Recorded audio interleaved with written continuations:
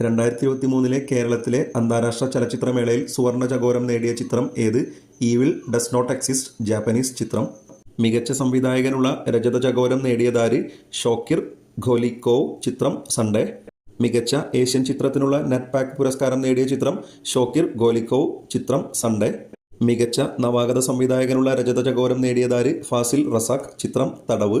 Audience പോളിലൂടെ പ്രേക്ഷകർ തിരഞ്ഞെടുത്ത ചിത്രം തടവ്.